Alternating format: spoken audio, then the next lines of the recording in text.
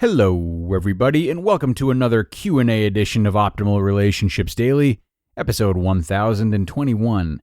I'm your host, Greg Audino. Very happy to have you all here with me today. Now, in today's episode, we're going to look at another question that came through our advice column, Optimal Living Advice. And this time it's from a woman who feels her boyfriend is engaging in odd, secretive behavior online. She's confronted him, she's had a discussion, but she isn't sure what to make of how he's been acting since that discussion. So let's hear the situation from her, offer some advice, and optimize your life. I recently discovered on accident that my boyfriend has been in touch with at least one other woman online. Instead of getting mad, I asked him about it politely and he admitted it. He said nothing was happening, that she was just an old friend, and I believe him because, to my knowledge, he has never gone outside of our relationship. Since then, he's been very secretive with his phone and computer, and not very good at communicating about anything, not to mention this other woman/women. I love him, and I believe in sticking things out, but I don't think it's right for him to be doing this. Is this relationship coming to an end, or do I keep trying to make it work? And there we have it. Good question.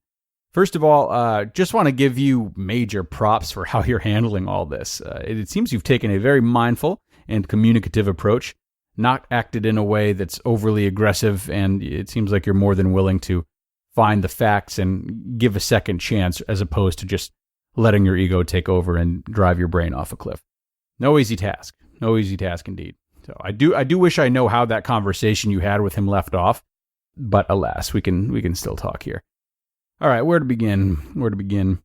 I guess I'll start by just issuing a few reminders to you, or a few just to make sures, before I get into the meat of everything. So 2 things. First, you say he hasn't gone outside of the relationship, and you also said, to your knowledge. It's so great that you are looking at his track record and looking for patterns before jumping to strong conclusions. That's wonderful. If he's not gone out of the relationship thus far, that works to his advantage right now. But just remember, A, that you don't know that for sure, like you said, and B, that doesn't mean that trend can't start at some point. Not saying it will, but it could. I remind you of this because a lot of the time when we do feel so in love and are so committed to sticking things out, we'll stick too much to our partner's good qualities in times of turmoil, because that helps us to believe what we want or need to believe for our own health, right? It's denial for the sake of our own sanity, and while it makes sense, it is really destructive if we don't get objective about things when we need to. Now, the second reminder, or the second just to make sure, I want to issue is about your feeling that his communication has started to dwindle since the initial confrontation. This may very well be true, especially if he's guilty of something that he's not coming forward with. And should he be guilty, it's in this behavior, this between the cracks behavior, that you'll need to look for changes if he's not going to come forward with it now or ever. That's why it's especially important to pay attention to this subtext of his behavior for hints. And if you're going to do that correctly, you're going to need to do it with a clear mind. So just make sure your suspicion or uneasiness in this potentially devastating situation isn't clouding your thinking enough that you're seeking out ways for him to be guilty and that you're more looking to pounce on a mistake rather than assess things with a level head. All right? One way to get some reliable analysis on this would be to try communicating with him about something he's predictably very communicative about, something where you know what his reaction or level of engagement will be. And if there's a difference there, then you have some evidence and you could be onto something. But let's get to the point. You said you don't think it's right for him to be doing this, whether this be engaging in appropriate behavior with someone online, keeping a secret from you, not communicating, or some blend of the 3.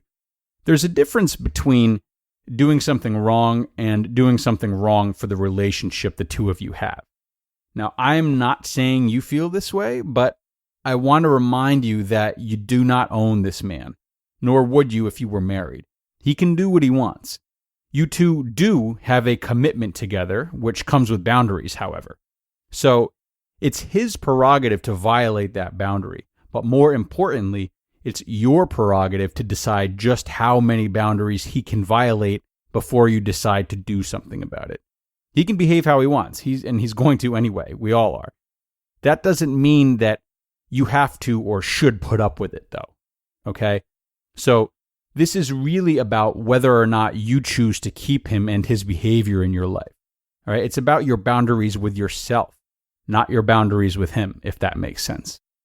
So, my advice to you right now is to focus more on your willingness to stick things out than you do on his behavior, because he doesn't owe you anything as one person to another. Making a commitment and owing someone something are a bit different to me.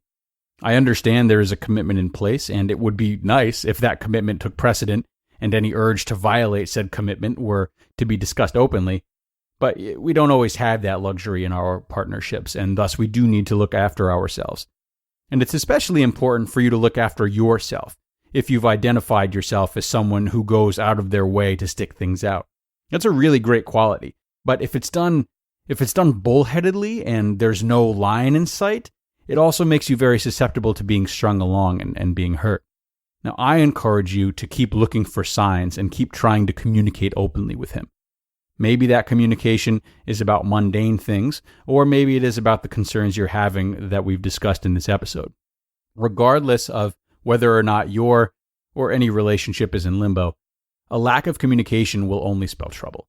Maybe your suspicions will be wrong, and maybe they'll be right.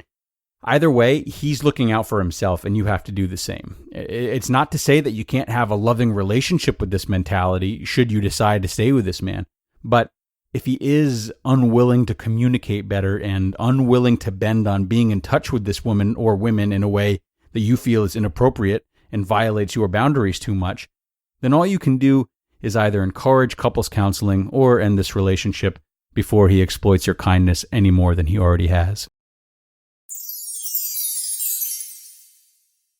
And everyone, we come to the OLD community to work on ourselves, right?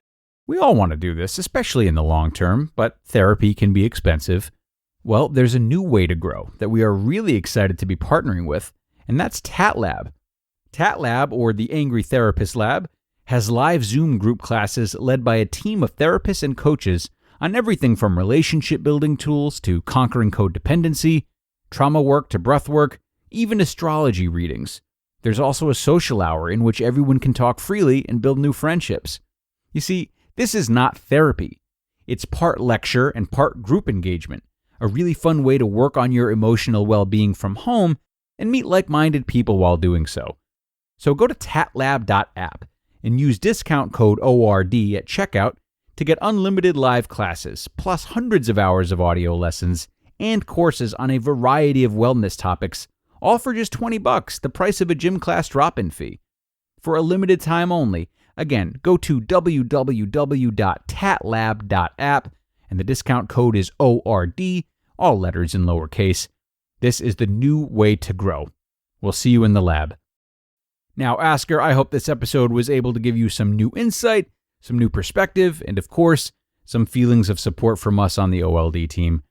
And for anyone else who has a question they would like help with on the show, you can always email them into us at advice@oldpodcast.com. Advice@oldpodcast.com. Your identity will be kept anonymous. We'll have an email exchange with you and do our very best with whatever you need. So don't be shy. But aside from that, it is time to wrap this one up. Another Saturday in the books, folks. Looking forward to seeing you all tomorrow in the Sunday show, where I will have another post for you from Evan Mark Katz. That's where your optimal life awaits.